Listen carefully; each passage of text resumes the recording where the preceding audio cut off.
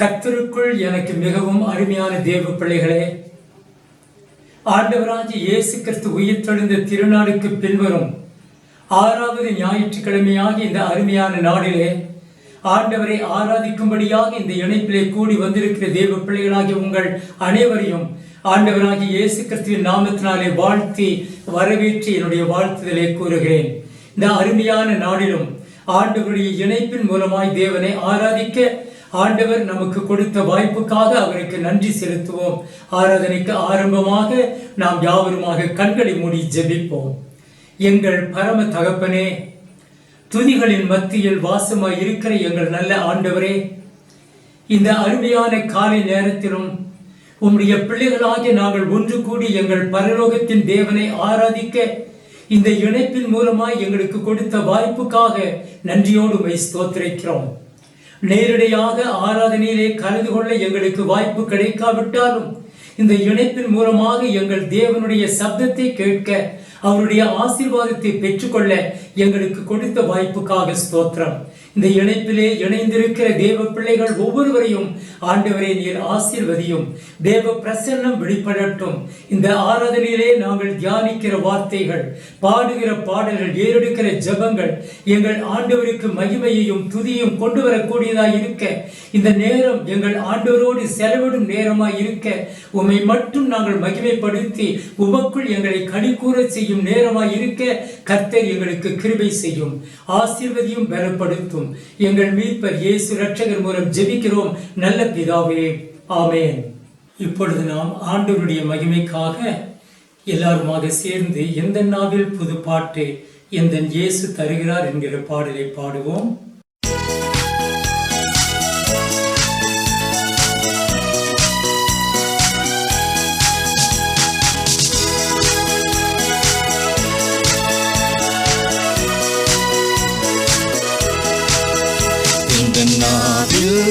புது பாட்டு எந்த இயேசு தருகிறார்.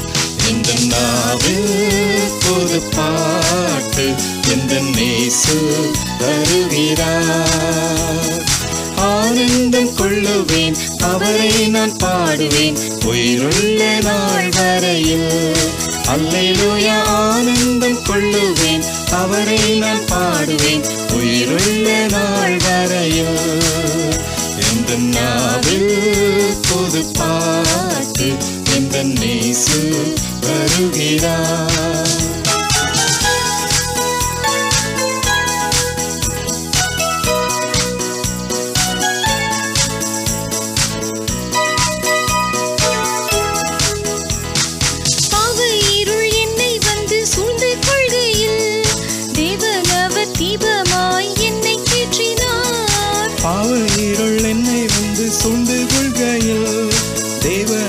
தீபமாய் என்னை தேற்றினார். ஆனந்தம் கொள்ளுவேன், அவரை நான் பாடுவேன் உயிருள்ள நாள் வரையில். அல்லேலூயா, ஆனந்தம் கொள்ளுவேன், அவரை நான் பாடுவேன் உயிருள்ள நாள் வரையில். இந்த நாவில் புது பாட்டு இந்த இயேசு வருகிறார்.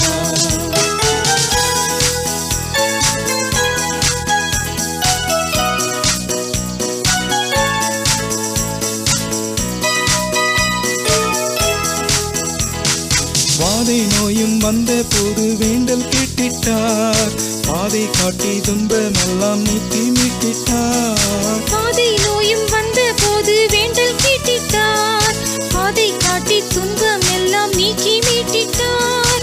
ஆனந்தம் கொள்ளுவேன், அவரை நான் பாடுவேன் உயிருள்ள நாள் வரையில். அல்லேலூயா, ஆனந்தம் கொள்ளுவேன், அவரை நான் பாடுவேன் உயிருள்ள நாள் வரையில். இந்த நாவில் புது பாட்டு எந்த இயேசு வருகிறார்.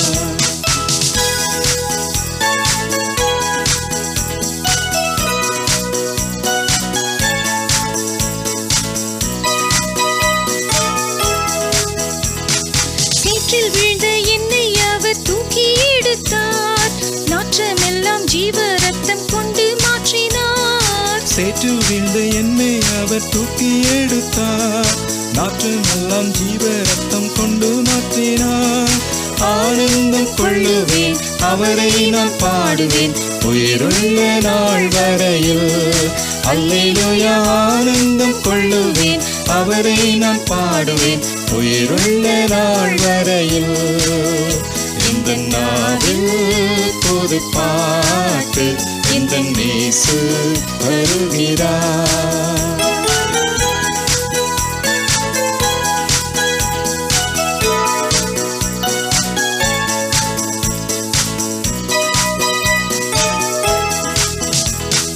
தந்தை தாயும் நண்பர் உற்றார் யாவுமாகினார்.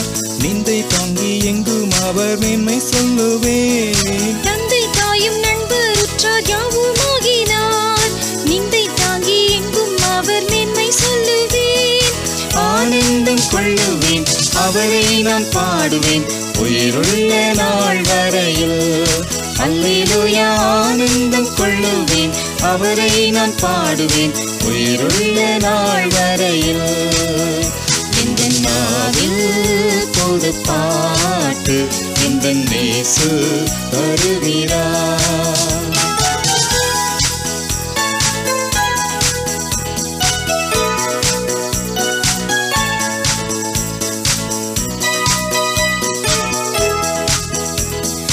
இவ்வுலக பாடு என்னை என்ன செய்திடும், அவ்வுலக வாழ்வை காண காத்திருக்கிறேன். இவ்வுலக பாடு என்னை என்ன செய்திடும், அவ்வுலக வாழ்வை காண காத்திருக்கிறேன்.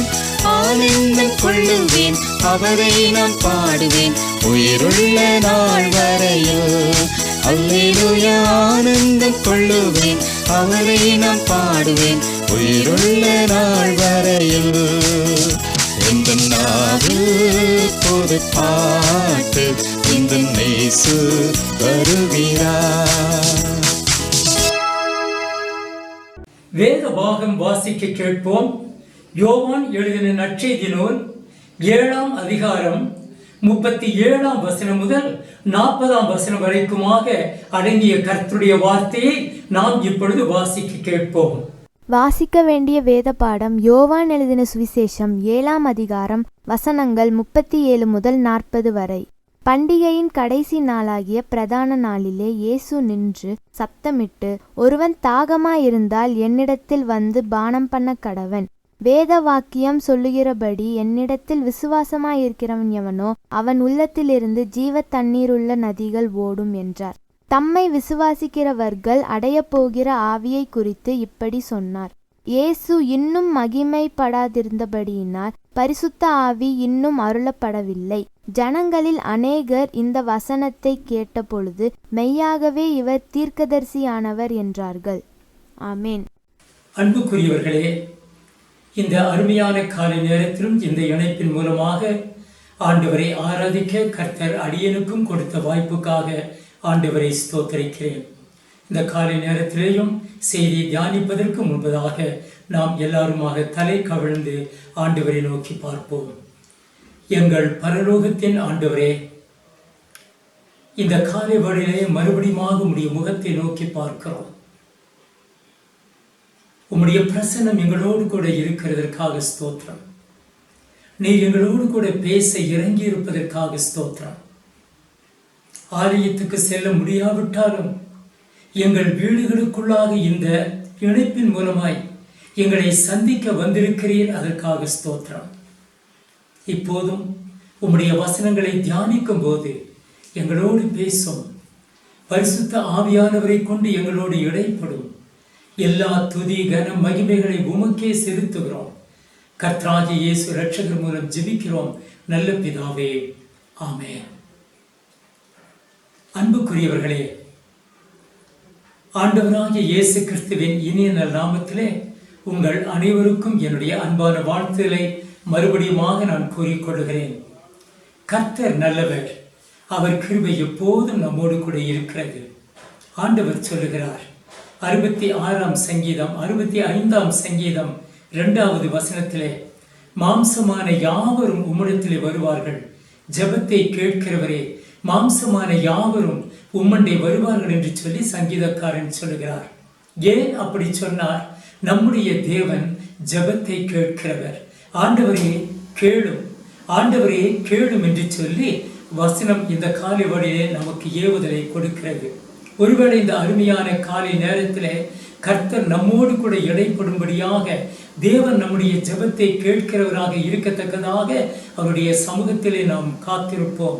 இன்றைக்கு மனிதர்களாக பிறந்த நம்முடைய வாழ்க்கையிலே எத்தனையோ தேவைகள், எத்தனையோ தாக்கங்கள், எத்தனையோ வாஞ்சைகள், எத்தனையோ உற்சாகமான காரியங்கள் வேண்டும் என்று சொல்லி நாம் அதிகமாக எதிர்பார்க்கிறோம். ஆனால் அநேக சமயத்திலே நாம் ஆசீர்வாதங்களை பெற்றுக்கொள்ள கூடாதபடிக்கு பலவிதமான தடைகளையும் நாம் காண முடிகிறதா இருக்கிறது.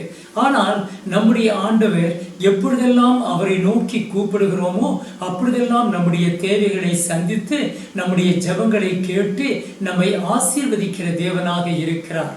குமார் ஒரு கற்பனை கதாபாத்திரம். அந்த சகோதரர் அரசாங்க ஊழியத்திலே சாதாரண குமஸ்தாவாக வேலை செய்து கொண்டு வந்த நாட்கள். அவருக்குள்ளாக இருந்த வாஞ்சை, என்னுடைய நிலத்திலே ஒரு நல்ல வீட்டை கட்ட வேண்டும் என்று லோன் போட்டார். ஏறக்குறைய 50 லட்சம் அவருக்கு சேங்ஷன் ஆகிவிட்டது. ரொம்ப சந்தோஷம். வீட்டை கட்ட ஆரம்பித்தார். நல்ல ஃபவுண்டேஷன், கட்டடம் எழும்ப ஆரம்பித்தது. பாதியிலே வந்தது. அவருக்குள்ளாக இருந்த வேறொரு ஆசை, எங்கள் வீட்டில் ஒரு கார் இருந்தால் நன்றாக இருக்குமே என்று சொல்லி அவர் அதிகமாக விரும்பினார். அதுபோல ஒரு ஷோரூமுக்கு சென்று காரை விசாரிக்கும் போது அவர்களும் அரசாங்க வேலையில் இருப்பதனால் உங்களுக்கு லோன் கொடுக்க எங்களுக்கு பிரச்சனை இல்லை என்று சொல்லி உடனே சாங்ஷன் ஆகிவிட்டது. ஏறக்குறைய 15 லட்சம் பெருமானமான அந்த கார் வாங்கப்பட்டது. நிறுத்துவதற்கு இடமில்லை. வீதியிலே அந்த தான் இருந்த வீட்டிலே, பழைய வீட்டிலே அவர் இந்த காரை ரோட்டு ஓரத்தில் நிறுத்தி வைத்திருந்தார். இதற்கிடையிலே திடீரென்று அவருக்கு சுகவீனம். மருத்துவமனைக்கு சென்று சோதிக்கும் போதோ அவருக்கு பெரும் தொற்று பாதிக்கப்பட்டது என்று சொல்லி டாக்டர்கள் கண்டுபிடித்தார்கள். உடனே அவரை மருத்துவமனையிலே அட்மிட் செய்தார்கள், சிகிச்சை கொடுத்தார்கள். வீட்டிலே அவருடைய அருமையான மனைவியும் ஏறக்குறைய 10 வயது நிரம்பிய சிறு பாலகனும், அப்பா எப்பொழுது வருவார், எப்பொழுது நாங்கள் வீட்டை கட்டி முடிப்போம், எப்பொழுது நாங்கள் காரிலே பல இடங்களுக்கு போவோம் என்று சொல்லி ஆவலோடு காத்திருந்தார்கள். 1 வாரம் கழிந்தது. அவர்களுக்கு செய்தி வந்தது, உங்களுடைய கணவனார் இறந்து விட்டார். தொற்றினால் அதிகமாய் பாதிக்கப்பட்டு அவர் உயிர் பிழைக்க முடியாதபடிக்கு மரித்து விட்டார் என்று சொல்லி செய்தி வந்தது. அவர்கள் அதிர்ச்சி அடைந்தார்கள், வேதனைப்பட்டார்கள், கலங்கினார்கள், துயரப்பட்டார்கள். வீடும் பாதியிலே நின்றுவிட்டது. காரும் பிரயோஜனமற்றதாய் நின்று கொண்டிருக்கிறது. இனி இதனால் என்ன பிரயோஜனம்? இதற்கிடையிலே கடன் கொடுத்தவர்கள் அந்த அம்மாவையும் அந்த குழந்தையும் இருந்த வீட்டிலே அவர்களை நெருக்க ஆரம்பித்தார்கள். மிகவும் துன்பத்தோடும் துக்கத்தோடும் அவர்கள் வேதனையோடு தங்கள் வாழ்க்கையை அந்த இடத்திலே கடத்தி கொண்டு செல்ல வேண்டியதாக இருந்தது. அன்புக்குரியவர்களே, ஒருவேளை இன்றைக்கு மனிதன் தன்னுடைய வாழ்க்கையிலே தன்னுடைய சரீர தேவைகளுக்காக பிரயாசப்படும் போது அநேக சமயத்திலே உலகத்தால் ஏமாற்றப்படக்கூடிய நிலைமையிலே மனிதன் தள்ளப்பட்டு விடுகிறான். ஆனால் கர்த்தர் நம்மை ஒருபோதும் ஏமாற்றுகிறவர் அல்ல. நம்முடைய நம்பிக்கை கடவுள் மேல் இருக்குமானால் அவர் நம்மை கைவிடுவதும் இல்லை, நம்மை வெறுத்து விடுவதும் இல்லை, நம்மை மறந்து விடுவதும் இல்லை. அவர் சொல்லுகிறார், உங்களை என் உள்ளம் கரங்களில் வரைந்து வைத்திருக்கிறேன். அந்த ஆண்டவராகிய கர்த்தர் தான் சொன்னார். இந்த காலை வழியிலே நாம் வாசிக்க கேட்ட இந்த வேத பாகத்திலே அருள்நாதர் இயேசு கிறிஸ்துவின் அருமையான அழைப்பை நாம் பார்க்கலாம். அந்த இடத்திலே நாம் என்ன வாசிக்கிறோம்? யோவான் சுவிசேஷம் 7ஆம் அதிகாரம் 37ஆம் வசனத்திலே கர்த்தர் சொல்லுகிறார், ஒருவன் தாகமாய் இருந்தால் என்னிடத்திலே வந்து பானம் பண்ண கடவன். வேத வாக்கியம் சொல்லுகிறபடி ஒருவன் தாகமாய் இருந்தால் என்னிடத்திலே வந்து இலவசமாய் ஜீவ தண்ணீரை பருக கடவன் என்று சொல்லி ஆண்டவர் அழைக்கிறார். அன்புக்குரியவர்களே, ஆண்டவர் அழைப்பதனான நோக்கம் ஒரு வித்தியாசமான ஒரு நோக்கமாய் காணப்படுகிறது. அநேகருக்கு இந்த அழைப்பு ஒரு புதிராக காணப்படுகிறது. ஆனால் இதனுடைய ஆழத்தை அறிய வேண்டும் என்றால் ஏன் ஆண்டவர் இந்த அழைப்பை கொடுத்தார் என்று அறிய வேண்டும் என்றால் 6ஆம் அதிகாரத்துக்கு நாம் கடந்து போக வேண்டும். யோவான் 6ஆம் அதிகாரம் 54ஆம் வசனத்திலே கர்த்தர் ஒரு வார்த்தையை சொல்லுகிறார். என்னுடைய சரீரத்தை புசித்து என்னுடைய இரத்தத்தை பானம் பண்ணுகிறவர்களுக்கு நித்திய ஜீவன் உண்டு என்று சொன்ன மாத்திரத்திலே அவரை சூழ்ந்திருந்த மற்ற அநேக ஜனங்களுக்குள்ளாக பலவிதமான குழப்பங்கள். இவருடைய சரீரத்தை நாம் எப்படி புசிக்க முடியும்? இவருடைய இரத்தத்தை நாம் எப்படி குடிக்க முடியும்?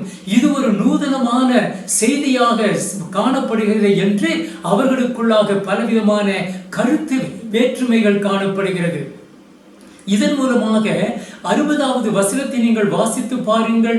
அவர்களில் அநேகர் அவரை விட்டு அவர்கள் கடினமான உபதேசம், இதை யார் ஏற்றுக்கொள்ள முடியும் என்று சொல்லி அவர்களுக்குள்ளாக குழப்பமான ஒரு நிலைமை காணப்படுவதை நாம் பார்க்கலாம். இது ஒரு கடினமான உபதேசம், இதை யார் ஏற்றுக்கொள்ள முடியும்? இதுதான் இன்றைக்கு அநேக ஜனங்களுடைய போராட்டமாய் காணப்படுகிறது.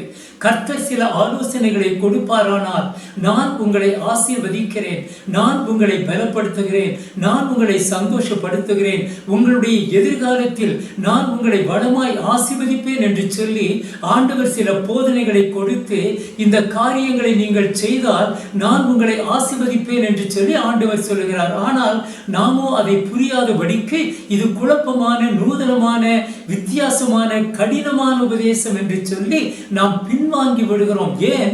நம்முடைய இருதயத்துக்கோ நம்முடைய செவிகளுக்கோ பிரியமான செய்தியாக அவைகள் இருக்கிறதில்லை. இதனாலே விளைந்த காரியம் என்ன தெரியுமா? அதே 6ஆம் அதிகாரம் 66வது வசனத்தை நீங்கள் வாசிப்பீர்கள் என்றால் வசனம் சொல்லுகிறது, அந்நாளிலே அவர்களில் அநேகர் இயேசுவை விட்டு பின்வாங்கி போனார்கள் என்று சொல்லி நாம் பார்க்கலாம். இன்றைக்கும் ஆண்டவருடைய போதனை அநேகருடைய இருதயத்துக்கு கசப்பையும் நூதனமான செய்தியும் கொடுக்கிறபடியால் ஆண்டவரை பின்பற்ற அநேகருக்கு மனதில்லை. ஆண்டவரை நேசித்தவர்களும் கூட இன்றைக்கு பின்வாங்கி போகும் காலத்திலே நாம் வாழ்ந்து கொண்டிருக்கிறோம். இப்படி இருக்க ஆண்டவராகிய இயேசு கிறிஸ்து தம்மோடு கூட உண்டு வாழ்ந்து பல அற்புதங்களை கண்ட சீஷர்களாகிய 12 பேரை அவர் பார்த்து சொன்னார், நீங்களும் என்னை விட்டு போய்விட மனதாய் இருக்கிறீர்களோ என்றார். அப்பொழுது பேதுரு சொன்ன வார்த்தையை 68ஆம் வசனத்திலே நாம் பார்க்கலாம். ஆண்டவரே, நாங்கள் யாரிடத்திலே போவோம்? நித்திய ஜீவ வசனங்கள் உம்மிடத்தில் உண்டே என்று சொல்லி ஆண்டவரை பற்றி கொண்டார். ஏனென்றால் தன்னுடைய எதிர்காலம், தன்னுடைய தேவைகள், தன்னுடைய அவசியமான எந்த ஒரு காரியத்துக்கும் பதில் இயேசு மட்டும்தான் என்பதை அந்த நாட்களிலே சீஷர்கள் அறிந்திருந்தார்கள். ஆகையால் ஆண்டவரோடு அவர்கள் தங்களுடைய தொடர்பை உறுதியாய் காத்து கொள்ள அவர்கள் எப்போதும் வாஞ்சித்தார்கள். தேவ பிள்ளையே, இன்றைக்கு நம்முடைய வாழ்க்கையிலும் கூட என்ன எதிர்ப்புகள், என்ன சூழ்நிலைகள் வந்தாலும், என்ன தேவைகள் வந்தாலும், நம்முடைய வாழ்க்கையிலே என்ன காரியங்களை நாம் அவசியம் என்று யோசித்தால் ஆண்டவருடைய சமூகத்திலே நாம் காத்திருக்கும் போது, அவரிடத்திலே சொல்லும் போது அவர் நம் தேவைகளை சந்திக்க கூடியவராக இருக்கிறார். ஆகையால் தான் அவர் சொன்னார், ஒருவன் தாகமாய் இருந்தால் என்னிடத்திலே வந்து பானம் பண்ண கடவன். வேத வாக்கியம் சொல்லுகிறபடி என்னிடத்திலே விசுவாசமாய் இருக்கிறவன் ஒரு காலம் தாகம் அடையான். தேவ பிள்ளையே, ஆண்டவருடைய அருமையான ஐக்கியத்தை நாம் பெற்றுக்கொள்ளும் போது அவர் நம்மை எந்த விதத்திலேயும் தாழ்ச்சி அடைய விட்டுவிடுகிற தேவன் அல்ல. ஆகையால் தான் சீஷர்கள் எதிர்பார்த்த காரியம், கர்த்தர் எங்களோடு கூட இருக்க வேண்டும், நாங்கள் அவரோடு கூட இருக்க வேண்டும். இதுதான் இன்றைக்கு உங்களுக்கும் எனக்கும் இருக்க வேண்டிய மிக முக்கியமான ஒரு அர்ப்பணிப்பின் அனுபவம். அன்பானவர்களே, இந்த அருமையான காலை நேரத்திலே இந்த அருமையான செய்தியை கேட்டுக்கொண்டிருக்கிற உங்களுடைய வாழ்க்கையிலே தேவன் உங்களோடு கூட இருக்கிறாரா? அல்லது நீங்கள் அவரோடு கூட இருக்க வாஞ்சித்திருக்கிறீர்களா? இந்த நேரத்திலே அவர் உங்கள் மத்தியிலே இருப்பார் என்றால் அவர் மிகுந்த சந்தோஷத்தோடு உங்களை மனமாற ஆசீர்வதிக்கிற தேவனாய் இருக்கிறார். நீங்களும் ஆசீர்வதிக்கப்பட்ட குடும்பமாய் இருக்க இந்த காலைவெளியிலே உங்கள் வீட்டுக்குள் ஆண்டவர் வந்திருக்கிறார் என்பதை நீங்கள் மறந்து போகக்கூடாது. இப்படிப்பட்ட ஒரு சூழ்நிலையிலே தான் இப்பொழுதும் ஆண்டவர் பரலோகத்துக்கு எழுந்தருளி போனார். உயிர் தெழுந்ததற்கு பின், அவர் பரலோகத்துக்கு சென்றதற்கு பின் இந்த சீஷர்கள் தனிமையாக விடப்பட்டு விட்டார்கள். பரிசுத்த ஆவியானவரும் கொடுக்கப்படவில்லை. இந்த நேரத்திலே அவர்களுக்குள்ளாக கலக்கம், அப்போஸ்தலர் நடபடிகளின் புஸ்தகம் 1ஆம் அதிகாரம் 14ஆம் வசனத்தை வாசிப்பீர்கள் என்றால் 11 அப்போஸ்தலர்களும் இயேசுவின் தாயாகிய மரியாளும் ஆண்டவரை நேசித்த அருமையான தேவ பிள்ளைகளும் ஒன்றாக கூடி ஆண்டவருடைய சமூகத்திலே காத்திருக்கிறார்கள். ஏன்? ஆண்டவருடைய உறவு எங்களுக்கு வேண்டும், அவருடைய பிரசனத்தை நாங்கள் உணர வேண்டும் என்று சொல்லி அவர்கள் அதிகமாய் விரும்பினார்கள். அதற்காக அவர்கள் எடுத்துக்கொண்ட முயற்சி என்ன தெரியுமா? அதே 1ஆம் அதிகாரம் 14ஆம் வசனத்தை வாசித்து பாருங்கள். அவர்கள் ஜெபத்திலும் வேண்டுதலிலும் தரித்திருந்தார்கள். அன்புக்குரியவர்களே, இன்றைக்கு ஆண்டவரை நம்மண்டை கொண்டு வரக்கூடிய ஒரு சக்தி அல்லது நாம் ஆண்டவரோடு கூட இணைந்து செயல்படும் ஒரு அருமையான அனுபவத்தை ஜெபத்தின் மூலமாகத்தான் நாம் பெற்றுக்கொள்ள முடியும். ஆண்டவருடைய சமூகத்திலே நாம் காத்திருந்து ஜெபிக்கும் போது ஆண்டவர் நம்முடைய ஜெபங்களை கேட்கிறவராய் இருக்கிறார். ஜெபத்தை கேட்கிறவரே, மாம்சமான யாவரும் உம்மண்டை வருவார்கள் என்று 65ஆம் சங்கீதம் 2ஆம் வசனத்திலே நாம் ஆரம்பத்தில் கேட்டது போல இந்த அருமையான வேளையிலும் ஜெபத்தை கேட்கிற தேவன் உங்கள் வீட்டுக்குள் வந்திருக்கிறார் என்பதை நீங்கள் மறந்து போகக்கூடாது. ஒரு சமயம் யூதா தேசத்தின் ராஜாவாகிய எசேக்கியாவுக்கு பலவிதமான மிரட்டல்கள் சனகரிப் என்று சொல்லப்பட்ட சீரியா ராஜாவினால் வந்தது. உங்கள் தேசத்தை நாங்கள் கைப்பிடிக்க போகிறோம், சொந்தமாக்கி கொள்ள போகிறோம், அதற்கு முன்பதாக நீங்கள் முழுவதுமாய் எங்களோடு சரணடைந்து விடுங்கள் என்று சொல்லி அந்த ராஜாவுடைய சேவகனாகிய ரப்சாக்கின் மூலமாய் செய்தி அனுப்பப்படுகிறது. துடித்து போன அந்த எசேக்கியா ராஜா ஆண்டவருடைய சமூகத்திலே பிரவேசித்து, ஆண்டவரே, எங்களை பயமுறுத்துகிற இந்த சனகரிப்பு செய்தியை கேளும். இவர்களோடு எதிர்த்து நிற்க எங்களுக்கு மனதில்லை, ஆனால் நாங்கள் உம்மை நம்பி இருக்கிறபடியால் நீர் எங்களை விடுவிக்க முடியும் என்று சொல்லி உம்மேல் நாங்கள் நம்பிக்கையா இருக்கிறோம். ஆகையால் இந்த போராட்டத்தில் எங்களுக்கு வெற்றியை தாரும் என்று சொல்லி தேவ சமூகத்திலே காத்திருந்த தேவ மனிதனாக எசேக்கியா தேவ சமூகத்தில் அவர் ஜெபிக்கிறதை நாம் பார்க்கலாம். 2 ராஜாக்களின் புஸ்தகம் 16ஆம் 17ஆம் அதிகாரங்களிலே இந்த சம்பவத்தை நாம் பார்க்க முடியும். நடந்த காரியம் என்ன? அந்த 2 ராஜாக்கள் 17ஆம் அதிகாரத்தை நீங்கள் வாசிப்பீர்கள் என்றால் பிந்தின வசனங்களிலே ஆண்டவராகிய கர்த்தர் அந்த சீரியாவின் படைத்தளங்கள் அந்த யூதா தேசத்தை முற்றிலுமாய் முற்றுகை போட்டிருந்த சமயத்திலே ஒரு தூதனை அனுப்பி ஒரு ராத்திரியிலே ஏறக்குறைய 185,000 பேரை அந்த இடத்திலே கொன்று விட்டார் என்று சொல்லி நாம் பார்க்கலாம். அடுத்த நாள் காலை அந்த சனகரிப் எழுந்து பார்க்கும்போது தன்னுடைய சேவகர்கள் எல்லாம் மடிந்து போயிருந்தார்கள். மிகவும் வேதனையோடும் துக்கத்தோடும் தன்னுடைய நாட்டுக்கு அந்த ராஜா திரும்பினான். நினிவே பட்டணத்துக்கு வந்தபோது அந்த பட்டணத்திலே அவன் இருந்து விட்டான். ஒரு சமயம் தன்னுடைய ஆலயத்துக்கு சென்று தன் தேவனை ஆராதிக்கும் போது அவனுடைய சொந்த மகனாலே அந்த சனகரிப் கொல்லப்பட்டான் என்று சொல்லி சரித்திரத்திலே நாம் வாசிக்கலாம். தேவ பிள்ளையே, உனக்கு விரோதமாய் 10,000 பேரும் உங்கள் பக்கத்திலே 1000 பேரும் விழுந்தாலும் உங்களுக்கு ஒன்றும் அணுகக்கூடாதபடிக்கு கர்த்தர் உங்களுக்கு துணையாய் இருக்கிறார். 91ஆம் சங்கீதத்தின் முதல் வசனத்தை பாருங்கள். உன்னதமானவரின் மறைவில் இருக்கிறவன் சர்வ வல்லவருடைய நிழலில் தங்குவான். எவ்வளவுக்கு அதிகமாய் நாம் நம்மை ஆண்டவருடைய கரத்தில் ஒப்பு கொடுக்கிறோமோ அவ்வளவுக்கு அதிகமாய் கர்த்தர் நம்மை பாதுகாக்கிறவராய் இருக்கிறார், நம்முடைய ஜெபத்தை கேட்கிறவராய் இருக்கிறார். ஆகையால் தான் சங்கீதக்காரன் 27ஆம் சங்கீதம் 1வது வசனத்திலே சொல்லுகிறார், கர்த்தர் என் ரட்சிப்பின் வெளிச்சமானவர், யாருக்கு அஞ்சுவேன்? அவர் என் ரட்சிப்பின் பலனானவர், யாருக்கு பயப்படுவேன் என்று சொல்லி அந்த இடத்திலே சொல்லுகிறதை நாம் பார்க்கலாம். மேலும் 63ஆம் சங்கீதம் 1ஆம் வசனத்திலே சங்கீதக்காரன் சொல்லுகிறார், தேவனே, நீர் என்னுடைய தேவன், அதிகாலமே உம்மை தேடுகிறேன். வறண்டதும் விடாய்த்ததும் தண்ணீர் அற்றதுமான நிலத்திலே என் ஆத்துமா உம்மேல் வாஞ்சையா இருக்கிறது, என் மாம்சமானது உம்மை வாஞ்சிக்கிறது என்று சொல்லி அவர் இப்படியாக தன்னுடைய அனுபவத்தை எழுதுகிறார். 118ஆம் சங்கீதம் 8வது வசனத்தை வாசித்து பாருங்கள். மனுஷன் மேல் நம்பிக்கையாய் இருப்பதை பார்க்கிறோம், கர்த்தர் பேரில் பற்றுதலாய் இருப்பதே நலம் என்று சொல்லி சங்கீதக்காரன் சொல்லும் போது, தேவ பிள்ளையே, இன்றைக்கு நீங்கள் மனிதனையா தேவனையா யாரை நம்பி இருக்கிறீர்கள்? உங்கள் வேண்டுதல், உங்கள் எதிர்பார்ப்பு, உங்கள் இருதயத்தின் வேட்கை ஆண்டவரோடு கூட இருக்குமானால் நீங்கள் கலங்க வேண்டிய அவசியம் இல்லை. ஆகையால் ஆகையால் தான் 1 பேதுருவின் புஸ்தகம் 5ஆம் அதிகாரம் 7ஆம் வசனத்திலே பேதுரு தன் அனுபவத்தை எழுதுகிறார். என்ன சொல்லுகிறார்? உங்கள் கவலைகளை எல்லாம் அவர் மேல் வைத்து விடுங்கள். காரணம், அவர் ஒருவர்தான் உங்களை விசாரிக்கிறவர், உங்களை அக்கறையோடு விசாரிக்கிறவர். ஆகையால் நீங்கள் கவலைப்படாதபடிக்கு உங்கள் கவலைகளை இயேசுவின் மேல் வைத்து விடுங்கள் என்று சொல்லுகிறார். மேலும் பவுல் அப்போஸ்தலன் தன் அனுபவத்தை எழுதும்போது பிலிப்பியர் 4ஆம் அதிகாரம் 6ஆம் வசனத்திலும் 7ஆம் வசனத்திலும் இப்படியாய் சொல்லும்போது, நீங்கள் ஒன்றுக்கும் கவலைப்படாமல் எல்லாவற்றையும் குறித்து உங்கள் விண்ணப்பங்களை ஸ்தோத்திரத்தோடு கூடிய ஜெபத்தினாலும் வேண்டுதலினாலும் தேவனுக்கு தெரியப்படுத்துங்கள்.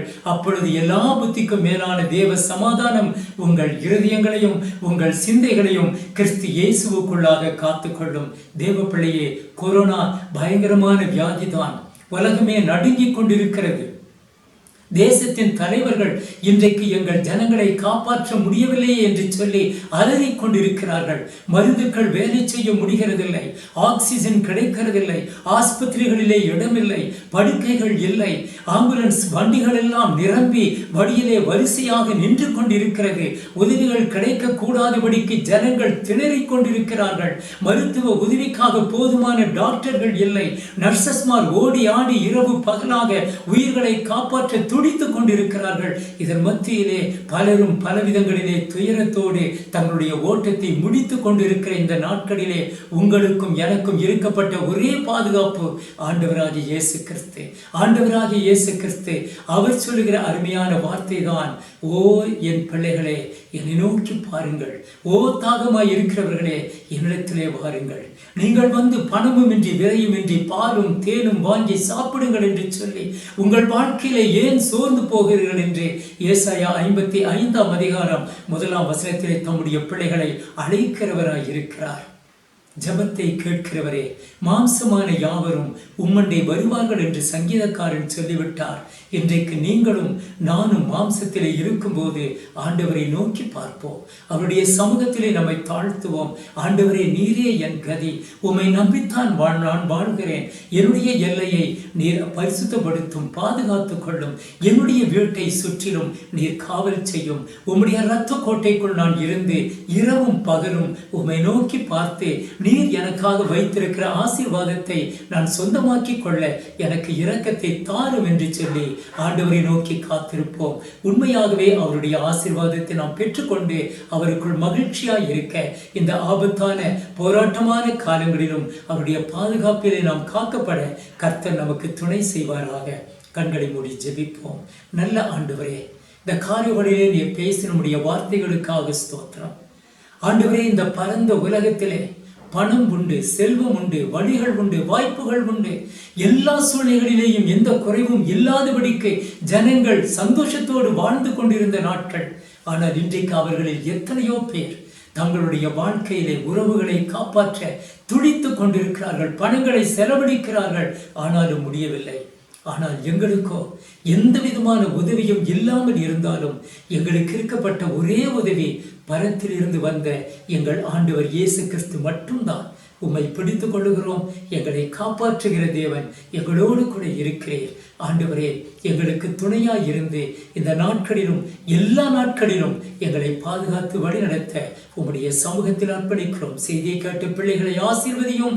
உம்முடையத்தில் நம்பிக்கையோடு கூட எங்கள் வாழ்க்கையை அர்ப்பணம் செய்து ஆண்டவரை கனம் பண்ண கர்த்தர் எங்களுக்கு கிருபை செய்ய வேண்டும் என்று அருள்நாதர் இயேசு இரட்சகர் மூலம் ஜெபிக்கிறோம் பிதாவே. ஆமென், ஆமென். யாவருமாக சேர்ந்து கர்த்தருடைய ஜெபத்தை சொல்லுவோம். பரமண்டலங்களில் இருக்கிற எங்கள் பிதாவே, உம்முடைய நாமம் பரிசுத்தப்படுவதாக, உம்முடைய ராஜ்யம் வருவதாக, உம்முடைய சித்தம் பரமண்டலத்திலே செய்யப்படுகிறது போல பூமியிலும் செய்யப்படுவதாக. அன்றென்றுள்ள அப்பத்தை எங்களுக்கு இன்று தாரும். எங்களுக்கு விரோதமாய் குற்றம் செய்கிறவர்களுக்கு நாங்கள் மன்னிக்கிறது போல எங்கள் பாவ குற்றங்களை எங்களுக்கு மன்னியும். எங்களை சோதனைக்குட்பட பண்ணாமல் தீமையில் இருந்து எங்களை ரட்சித்துக் கொள்ளும். ராஜ்யமும் வல்லமையும் மகிமையும் என்றென்றைக்கும் உம்முடையவைகளே சுவாமி. ஆமென். ஆசீர்வாதம். நம்முடைய ஆண்டவராகிய இயேசு கிறிஸ்துவின் கிருபையும் பிதாவாகிய தேவனுடைய அன்பும் பரிசுத்த ஆவியானுடைய ஆசீர்வாதமும் சமாதானமும் இதை கேட்கிற ஒவ்வொரு தேவ பிள்ளையோடும் என்றும் இருந்து வழிநடத்தி சமாதானத்தால் நிரப்பி பாதுகாத்து ஆசீர்வதிப்பாராக. ஆமென், ஆமென். என் ஆத்துமாவே கர்த்தரை ஸ்தோத்திரே. என் முழுவலுமே அவருடைய பரிசுத்த நாமத்தை ஸ்தோத்திரே. என் ஆத்துமாவே கர்த்தரை ஸ்தோத்திரே. கர்த்தர் செய்த சகல உபகாரங்களையும் மறவாதே. ஆமென். சர்வ வல்லமையுள்ள தேவனுடைய ஆசீர்வாதம் உங்களோடு என்றும் நிலைத்திருந்து பாதுகாத்து வழி நடத்துவாராக. ஆமென்.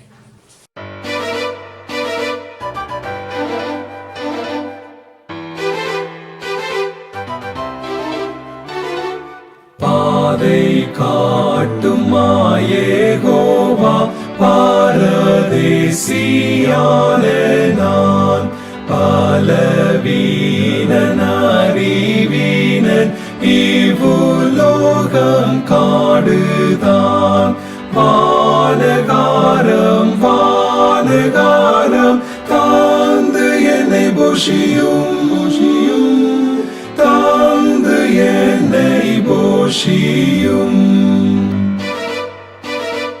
ஜீவ தண்ணீர் ஊறும் ஊற்றை நீர் திறந்து தாருவேன். தீவ மேக ஸ்தம்பம் காட்டும் வழியில் நடத்துவேன்.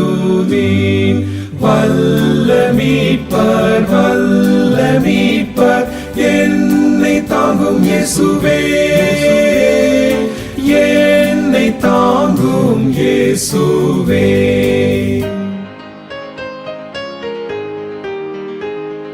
சாவின் அந்தகாரம் வந்து என்னை மூடும் நேரத்தில், சாவின் மேலும் வெற்றி தந்து என்னை சேர்ப்பி மோட்சத்தில். கீத வாழ்த்தல் உமக்கென்றும் பாடுவேன், உமக்கென்றும் பாடுவேன், உமக்கென்றும்